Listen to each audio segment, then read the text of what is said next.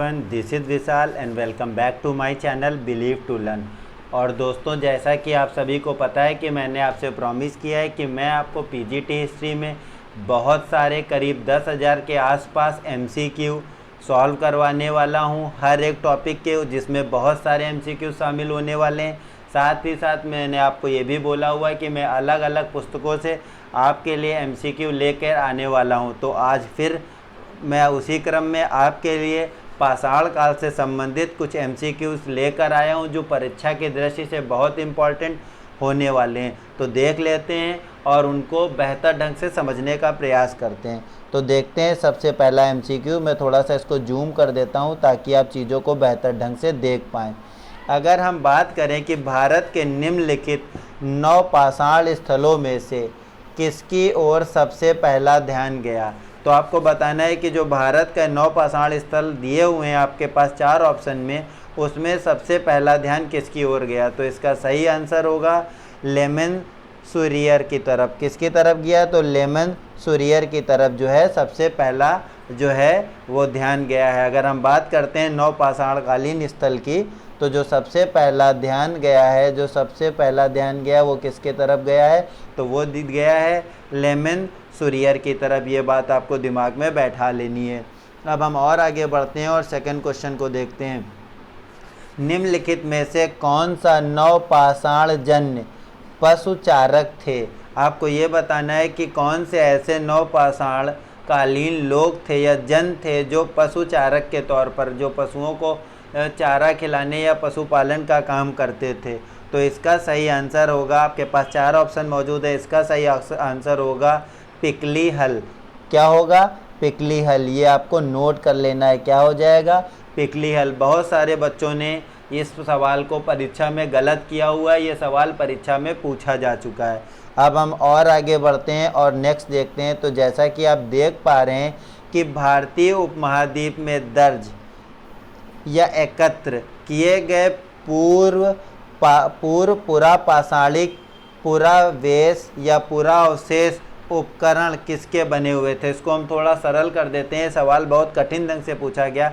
अगर पूछा जाए कि भारतीय उपमहाद्वीप में जो दर्ज या एकत्र किए गए हैं पुरापाषाणिक जो हमारे अवशेष हैं या उपकरण हैं, वो किसके बने हुए थे। जो पुरापाषाण की बात हो रही है, तो पुरापाषाणिक अवशेष किसके बने हुए थे, तो जो पुरापाषाणिक अवशेष हैं वो बने हुए थे आपके किससे, स्फटिक से, जिसे क्वार्ट्ज भी कहा जाता है, जिसे क्वार्ट्ज भी कहा जाता है। किससे बने हुए थे, स्फटिक से, या फिर हम क्वार्ट्ज पत्थरों से भी कह सकते हैं कि वो बने हुए थे। अब हम और आगे चलते हैं और देख लेते हैं। जैसा कि हम बात करें, अगर सोहन संस्कृति किस संस्कृति का दूसरा नाम है, तो अगर हम सोहन संस्कृति की बात करते हैं तो सोहन संस्कृति जो है पुरापाषाण संस्कृति का जो है दूसरा नाम है। ये बात आपको दिमाग में बैठा लेनी है। जो भी प्रश्न मैं आपके लिए लेकर आता हूँ उसमें सबसे कम त्रुटि हो या कम से कम त्रुटि हो, इसके लिए मैं पहले उन्हें सॉल्व करता हूँ, हल करता हूँ, पेंसिल से टिक लगाता हूँ, ताकि आपको बेहतर कंटेंट दिया जा सके। बस ये है कि अभी चीज़ें हम ज़्यादा से ज़्यादा आपके लिए टाइप नहीं करा पा रहे हैं, क्योंकि अभी हमारे पास मनी के सोर्सेज उतने अवेलेबल नहीं हैं। फिर भी मैं इस बात को आपको पूरा विश्वास दिलाता हूँ कि आपको मैं इतने ज़्यादा एमसीक्यू, मॉडल टेस्ट पेपर और टेस्ट सीरीज करा दूंगा कि आप परीक्षा में 110 से 115 तक के प्रश्न सही करके आएंगे। तो अगर हम बात करते हैं कि सोहन संस्कृति का दूसरा नाम क्या है, तो उसका दूसरा नाम पुरापाषाण संस्कृति है। ये आपको पता होना चाहिए। अब हम नेक्स्ट क्वेश्चन देखते हैं कि भारत के जिस एकमात्र पुरापाषाण ठिकाने से, क्या है, उत्तर पुरापाषाण ठिकाने से हड्डियों के औजार मिले हैं। हड्डियों के औजार में जो है हिरण के सींगों की संख्या बहुत अधिक मात्रा में है। तो इसका सही आंसर क्या होगा, तो इसका सही आंसर हो जाएगा, वो स्थान क्या है, तो वो है करनूल की गुफाएं। ये बात आपको दिमाग में बैठा लेनी है। अब हम और आगे बढ़ते हैं और क्वेश्चन नंबर 6 को देखते हैं। तो अगर हम क्वेश्चन नंबर 6 की बात करें, तो पाषाण युग के सर्वाधिक पूर्ण अनुक्रम के भूपटली या जियोफार्मिक पुरातात्विक साक्ष्य कहाँ से मिले। डायरेक्ट पूछ लिया जाएगा कि जियोमार्फिक जो है, जियोमार्फिक जो पुरातात्विक साक्ष्य हैं वो कहाँ से मिले हैं, वो भी पाषाण युग के सर्वाधिक पूर्ण, तो आपको पता होने चाहिए वो आपके जो है पुष्कर क्षेत्र से मिले हैं। कहाँ से मिले हैं? पुष्कर क्षेत्र से। आपको कमेंट सेक्शन में बताना है कि पुष्कर वर्तमान में कहाँ स्थित है। अब हम अगर बात करते हैं कि निम्नलिखित क्षेत्रों में से किसमें मध्य पाषाण कालीन स्थल बिल्कुल नहीं है, वो जगह आपको बतानी है जिसमें मध्य पाषाण कालीन, अगर हम मध्य पाषाण काल की बात करें तो इसको माइक्रोलिथिक युग के तौर पर भी जाना जाता है क्योंकि इस टाइम पे जो पत्थरों के हथियार थे वो काफ़ी छोटे और काफ़ी नुकीले और बेहतर किस्म के बनाए जाने लगे थे, वो लघु पाषाण के हथियार के तौर पर भी जाने जाते थे। तो अगर हम बात करें कि मध्य पाषाण कालीन स्थल बिल्कुल नहीं है तो वो कौन सा क्षेत्र है? वो है उत्तर भारतीय क्षेत्र। बाकी सभी में उत्तर भारतीय वो क्षेत्र को छोड़ दें तो बाकी सभी में, चाहे फिर वो मध्य भारत हो, दक्कन हो या तमिलम हो, उन सभी में मध्य पाषाण कालीन स्थल की प्राप्ति हुई है, लेकिन उत्तर भारतीय क्षेत्र में नहीं हुई। तो ये बात आपको दिमाग में बैठा लेनी है। अब हम बात करते हैं कि निम्नलिखित में से कौन सी विशेषता कश्मीर नवपाषाण काल की खासियत नहीं है। कश्मीरी नवपाषाण काल की खासियत क्या नहीं थी? तो क्या नहीं थी? गेहूं पर आधारित अर्थव्यवस्था यहाँ की नहीं थी। क्या नहीं थी? कि गेहूं पर आधारित जो अर्थव्यवस्था है वो कश्मीरी नवपाषाण काल की खासियत नहीं थी, बाकी सारी थी। अगर हम कश्मीरी नवपाषाण काल की बात करते हैं तो छेददार आयताकार कड़ासे या चाकू प्राप्त हुए हैं, कुत्तों को मालिक के साथ दफनाने के साक्ष्य भी यहीं से मिले हैं और शंक्वाकार छतों वाले गर्तावास भी यहाँ से मिले हैं, लेकिन जो गेहूं पर आधारित व्यवस्था है वो यहाँ से नहीं मिली है। और इसका सही आंसर यही हो जाएगा। पूछा गया है कि कौन सी खासियत नहीं, तो यही खासियत नहीं है कि कश्मीर की जो नवपाषाण कालीन है वो गेहूं पर आधारित अर्थव्यवस्था नहीं थी। अब हम और आगे बढ़ते हैं और बात कर लेते हैं कि वास्तविक नर पशु होमिंडर की जो है होमिंडर का जीवाश्म कहाँ से प्राप्त हुआ है? तो कहाँ से? मथनौरा से प्राप्त हुआ। आपको ध्यान रखना है कि जो वास्तविक नर पशु है होमिंडर, उसकी जो जीवाश्म है वो कहाँ से मिला है? तो मथनौरा से मिला है। अब हम और आगे बढ़ते हैं और जो हमारे प्रश्न हैं उनको भी देख लेते हैं।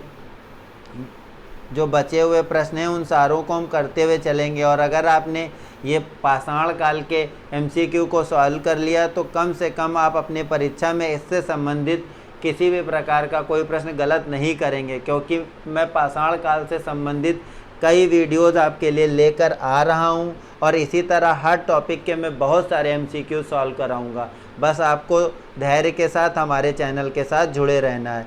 तो अगर हम बात करते हैं कि भारत में उत्तर पुरा पाषाण काल में हड्डियों के औजारों के इस्तेमाल के साथ केवल एक स्थान से प्राप्त हुए हैं, तो वो स्थान क्या है आपको ये बताना है। तो अगर हम उस स्थान की बात करें तो उसका नाम है मुच्चता चिंतामणि गावी। ये बात आपको दिमाग में बैठा लेनी है। क्या है? तो मुच्चता चिंतामणि गावी वो स्थान है जहाँ पर उत्तर पुरा पाषाण काल से हड्डियों के औजार के इस्तेमाल के साक्ष्य मिले हैं। अब हम और आगे बढ़ते हैं। अगर हम बात करते हैं कि मध्य पाषाण कालीन ठिकाना गंगा के मैदानों में स्थित नहीं था, तो वो कौन सा है जो मध्य पाषाण कालीन स्थान है जिसका ठिकाना गंगा के मैदान में स्थित नहीं था? तो वो है आदमगढ़। ये बात आपको दिमाग में बैठा लेनी है। अब हम और आगे बढ़ते हैं और क्वेश्चन नंबर 12 को देख लेते हैं कि किस स्थल में कपास की खेती के प्रथम साक्ष्य मिले हैं। तो कपास की खेती के प्रथम साक्ष्य नाल से मिले हैं। ये बात आपको दिमाग में बैठा लेनी है। अब हम और आगे बढ़ते हैं। अगर हम बात करें कि नवपाषाण कालीन स्थल से गर्तावास नहीं मिले, तो कहाँ से नहीं मिले हैं?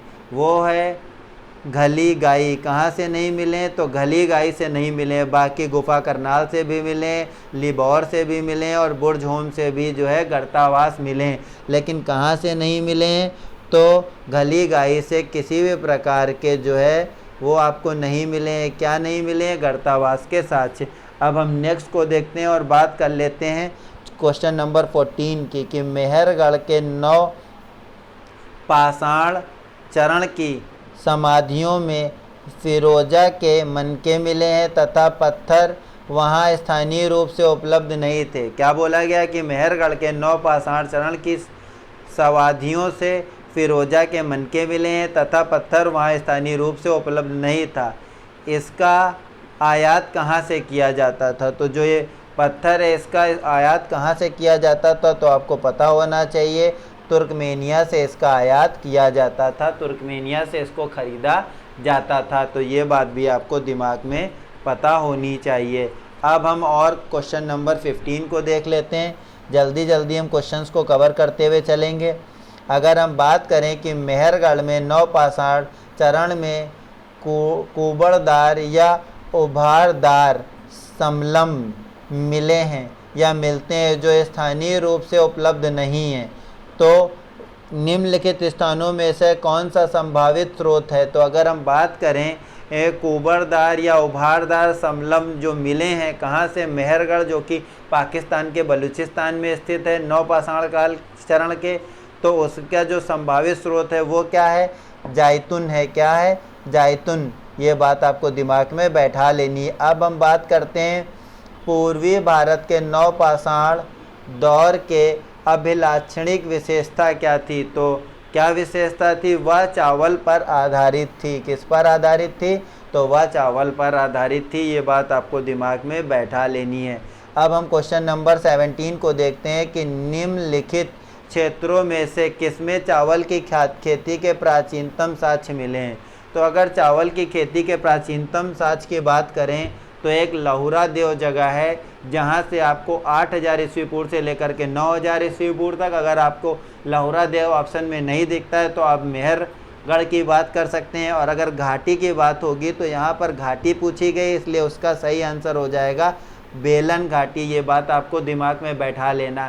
साथ ही साथ इलाहाबाद के कोल्डी हवा से भी जो है बहुत प्राचीन समय में चावल की भूसी और चावल के साक्ष्य मिले हैं। तो ये बात भी आपको पता होनी चाहिए। अब हम बात कर लेते हैं, क्वेश्चन नंबर देख लेते हैं। अब हमने 17 तक कवर कर लिया है। तो क्वेश्चन नंबर 18 है, कौन सा प्रागैतिहासिक स्थल बिहार में स्थित नहीं है? तो कौन सा है आपको बताना है कि जो बिहार में स्थित नहीं है। तो अगर हम बात करें तो बरूढ़ी जो है वो बिहार में स्थित नहीं है। बाकी सब चिरांद, चेतर, कुतुबरपुर और ताराहीड ये सभी क्या हैं? जो हैं बिहार में स्थित हैं, लेकिन बरूढ़ी जो है वो बिहार में स्थित नहीं है।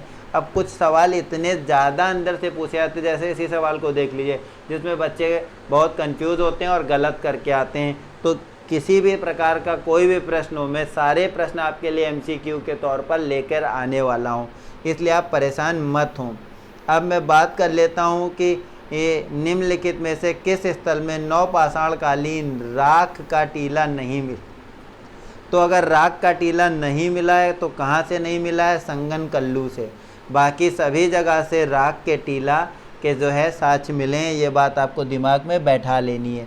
अब क्वेश्चन नंबर 20 को देखते हैं कि निम्नलिखित में से कौन सा स्थल दक्षिणी भारतीय नवपाषाण संस्कृति का दक्षिणतम फैलाव है? तो अगर हम दक्षिणी भारतीय नवपाषाण काल संस्कृति की दक्षिणम फैलाव की बात करें तो इसका सही आंसर आपके लिए हो जाएगा टी नरसीपुर। क्या हो जाएगा? टी नरसीपुर। ये आपको दिमाग में बैठा लेना है। अब हम क्वेश्चन नंबर 21 को देखते हैं। हुलूर में देखिए, आपको बात अगर हम करें पाषाण काल की, अभी अब जब आप पढ़ेंगे सिंधु घाटी सभ्यता में पहुंचेंगे पाषाण काल को पढ़कर, आपको पता है कि अगर हम पाषाण काल की बात करते हैं तो ये आपका प्राग ऐतिहासिक काल के अंतर्गत आता है। पाषाण काल को मुख्यतः 3 भागों में बांटा गया है। किसमें? पूरा पाषाण काल, मध्य पाषाण काल और नवपाषाण काल। और पूरा पाषाण काल को भी 3 भागों में बांटा गया है, निम्न पूरा पाषाण काल, मध्य पूरा पाषाण काल और उच्च पूरा पाषाण काल। तो जब हम पाषाण काल के आगे बढ़ेंगे, सिंधु घाटी सभ्यता में आएंगे, जब हम आदि ऐतिहासिक काल की बात करेंगे तो वहाँ पर भी घोड़े को लेकर बहुत कन्फ्यूजन आपको देखने को मिलने वाली है। लेकिन अभी हम बात कर रहे हैं हुलूर में घोड़े की एक हड्डी मिली है। यह साक्ष्य किस पुरातात्विक चरण से संबंधित है? तो ये आपको बताना है। अगर हम बात करें कि जो घोड़े की हड्डी मिली है हुलूर से, ये जो पुरातात्विक साक्ष्य है वो पुरातात्विक चरण किसके अंतर्गत आता है? तो ये आता है आपका ताम्र पाषाण युग के अंतर्गत। आपको बताना है कि तांबे का प्रयोग मानव के द्वारा किस समय पर हो रहा था, वो कौन से समय काल था, आपको कमेंट सेक्शन में जाकर बताना है। अब हम देख लेते हैं क्वेश्चन नंबर 22। जैसा कि आप देख पा रहे हैं, ताम्रपाषाण युगीन स्थल में से किसमें एक ऐसा मृदभाण का टुकड़ा मिला है जिस पर सैंध लिपि के 3 अक्षर लिखे हुए हैं। सैंध लिपि जो थी वो भावचित्रात्मक थी और 10 अक्षर बहुत बड़े, जो 10 बड़े अक्षर हैं उनकी प्राप्ति हुई। कहाँ से? धौलावीरा से। दिमाग में घुसेड़ लीजिए ये बात। तो पूछा गया है कि जिस पर सैंधो लिपि के 3 अक्षर मिले हैं वो स्थान आपको बताना है कि जो मृदभांड का टुकड़ा मिला है वो भी ताम्रपाषाण युगीन स्थल का, तो वो कौन सा स्थल है वो आपको बताना है जल्दी से। तो अगर हम बात करें तो वो स्थल है आपका दायमाबाद, ये आपको याद रखना है। अब हम देख लेते हैं क्वेश्चन नंबर 23 को। पूछा गया है कि निम्नलिखित ताम्रपाषाणिक स्थलों में से किसमें एक ऐसा अर्धवृत्ताकार लाल मृदभांड मिला है जिसमें एक भैंसे की पीठ पर छलांग लगाता हुआ बाघ का चित्र है। बहुत इंपॉर्टेंट क्वेश्चन है, वेरी वेरी इंपॉर्टेंट। इस तरह के क्वेश्चंस आपको जल्दी नहीं देखने को मिलते हैं और जब आयोग के द्वारा पेपर बनाया जाता है तो आपको पता है कि 20 से 25 क्वेश्चंस काफ़ी टफ रखे जाते हैं ताकि सारे बच्चे मेरिट में सेलेक्ट ना हो सकें। सीटें कम होती हैं, फॉर्म ज़्यादा पड़ते हैं, उसको ध्यान में रखकर इस हिसाब से क्वेश्चन पेपर को सेट किया जाता है। तो आपको जो कठिन से कठिन प्रश्न हैं उनको भी हल करते हुए चलना है। तो अगर हम बात करते हैं कि अर्धवृत्ताकार लाल मृदभांड जो मिला है जिसपे भैंसे की पीठ पर छलांग लगाते हुए बाघ को दिखाया गया है, वो कहाँ से मिला है? तो वो आपको मिला है दायमाबाद से, ये आपको ध्यान रखना है। अब हम और आगे बढ़ते हैं और क्वेश्चन नंबर 24 को भी चलते हैं, देखते हुए चलेंगे ताकि जल्दी से हमारा टॉपिक ख़त्म हो जाए। तो अगर हम बात करें क्वेश्चन नंबर 24 की कि ताम्रपाषाणिक स्थल में से किसमें घरों के अंदर अग्निवेदियाँ मिली हैं, तो आप सभी को पता होने चाहिए कि घरों के अंदर अग्निवेदियों की बात हो तो वह स्थल है दायमाबाद। आप सबको पता होना चाहिए। इसका सही आंसर क्या हो जाएगा? दायमाबाद। ये आपको नोट कर लेना है। अब हम नेक्स्ट क्वेश्चन देखते हैं, क्वेश्चन नंबर 25। किस उत्खनित ताम्रपाषाण कालीन पुरातात्विक स्थल के घरों से विभिन्न दस्तरकारी गतिविधियों की पहचान मिलती है? जब भी दस्तरकारी की बात होगी वो भी ताम्रपाषाण काल से, तो आपको पता होना चाहिए कि उसके लिए भी जो है दायमाबाद आपको दिमाग में बैठाल कर रखना है। अब हम बढ़ते हैं क्वेश्चन नंबर 26 को देख लेते हैं। किस ताम्रपाषाण कालीन स्थल से अस्थियों से निर्मित हल, फाल और बीज को चोंगने या बोने के लिए ड्रिल का जो प्रयोग किया जाता था, सरल शब्दों में हल का, ड्रिल का, या खोदने के लिए हड्डियों से निर्मित औजार का जो प्रयोग किया जाता था, वो कहाँ से प्राप्त हुआ, उस स्थल के बारे में आपको बताना है। तो जल्दी से आप बताएं कि इसका आंसर क्या सही होगा। तो अगर हम बात करें कि इसका आंसर जो सही होगा तो इसका सही आंसर है मस्की। ये आपको दिमाग में बैठा लेना है, कहीं पर नोट कर लेना है। इसका सही आंसर क्या है? मस्की। अब हम क्वेश्चन नंबर 27 को देखते हैं। एक स्थान को छोड़कर अन्यत्र कहीं पर भी ऐसे साक्ष्य नहीं मिले जिससे संकेत मिलता हो कि ताम्रपाषाणिक जनों की पकाई गई ईंटों की जानकारी। सरल शब्दों में बोलें कि एक जगह को छोड़कर ऐसा कोई स्थान नहीं मिला है जहाँ से इस प्रकार के साक्ष्य मिलें कि ताम्रपाषाणिक लोगों के द्वारा पकाई हुई या पक्की ईंटों की जानकारी मिलती है। तो वह स्थल कौन सा था? एक सिंगल, जिससे पक्की ईंटों की जानकारी मिलती है। तो अगर हम उसकी बात करते हैं तो वो स्थल है गिलुंद। ये आपको ध्यान रखना है। तो इसका सही आंसर क्या हो जाएगा? गिलुंद। आपको नोट कर लेना है। अब हम क्वेश्चन नंबर देख लेते हैं 28 को। तो जैसा कि आप देख पा रहे हैं, दक्षिण भारत के लौह युग के लिए निम्नलिखित स्थलों में से कौन सी बस्ती सबसे बड़ी मानी गई है? दक्षिण भारत के लौह युग में जो सबसे बड़ी बस्ती के स्थल के तौर पर माना गया है वो कौन सा, आपको बताना है। तो अगर हम सबसे बड़ी बस्ती की बात करें तो बनहली है। कौन सा है? बनहली। ये आपको दिमाग में बैठा लेना है। अब हम देखते हैं क्वेश्चन नंबर 29। भारत में मानव जाति के शारीरिक लक्षणों के प्रथम साक्ष्य, मानव जाति के जो शारीरिक लक्षण हैं उनके जो प्रथम साक्ष्य हैं वो किस क्षेत्र से मिले हैं? तो अगर हम बात करें कि जो मानव जाति के शारीरिक लक्षण के प्रथम साक्ष्य मिले हैं वो आपको मिले हैं। अगर हम बात करते हैं तो आपके पास 4 ऑप्शन है, आपको बताना है। तो वो आपको मिले हैं सराय नाहर राय से। कहाँ मिले हैं? सराय नाहर राय से। ये आपको दिमाग में बैठा लेना है। कहाँ से मिले हैं? सराय नाहर राय से। अब हम आज के अंतिम प्रश्न की बात कर लेते हैं और उसके साथ अपने वीडियो को समाप्त करेंगे। तो जैसा कि आप देख पा रहे हैं, वर्ष 1960 से पहले भारत में प्रागैतिहासिक काल के निम्नलिखित स्रोतों से कौन सा स्तर अज्ञात था? आपको बताना है कि वह स्तर जो अज्ञात था, जिसकी जानकारी नहीं थी। तो अगर हम इसके सही आंसर की बात करें तो इसका सही आंसर हो जाएगा उत्तर पुरा पाषाण काल। जब हम प्रागैतिहासिक काल की बात करते हैं तो हमने आपको बताया है कि ये 3 भागों में विभाजित है। कौन कौन से भाग हैं इसके? 3। पहला है पुरा पाषाण काल, जिसकी अवधि है अज्ञात काल से लेकर के 8000 ईस्वी पूर्व तक। दूसरा है मध्य पाषाण काल, जिसकी अवधि है 8000 ईस्वी पूर्व से लेकर के 4000 ईस्वी पूर्व तक। और फिर आपका आता है जिसको नव पाषाण काल कहते हैं। इसकी अवधि की अगर हम बात करते हैं तो इसकी अवधि है 4000 ईस्वी पूर्व से लेकर के 2500 ईस्वी पूर्व तक, जब तक कि सिंधु घाटी सभ्यता का उदय नहीं हो जाता है। और अगर हम प्रागैतिहासिक काल की बात करें तो इतिहास का वह काल जिसमें किसी भी प्रकार के कोई जो है लिखित साक्ष्य उपलब्ध नहीं है, केवल पुरातात्विक साक्ष्य ही हैं, उसे प्रागैतिहासिक के तौर पर जाना जाता है और पाषाण काल इसके अंतर्गत आता है। अब हम उम्मीद करते हैं कि आज का हमारे MCQ आपके लिए परीक्षा में बहुत लाभदायक होंगे। आप सभी के सभी बहुत बेहतर स्कोर कर पाएंगे और अपने माँ बाप के लिए एक सीट पक्की कर पाएंगे। इस दृढ़ निश्चय के साथ आप तैयारी करेंगे। तो इसी के साथ अगर आपको हमारा ये वीडियो अच्छा लगा हो तो हमारे वीडियो को लाइक करें, हमारे चैनल को सब्सक्राइब करें और हो सके तो इसे ज़्यादा से ज़्यादा शेयर करें। और अगर ये सब कुछ नहीं कर सकते हैं तो कोई बात नहीं, बस आप अपने से ज़रूरतमंदों की मदद करें, किसी के काम आ सकें, बुज़ुर्गों की सेवा करें, बस हमारे लिए यही बहुत होगा। इसी के साथ हम अपने वीडियो को समाप्त करते हैं। धन्यवाद।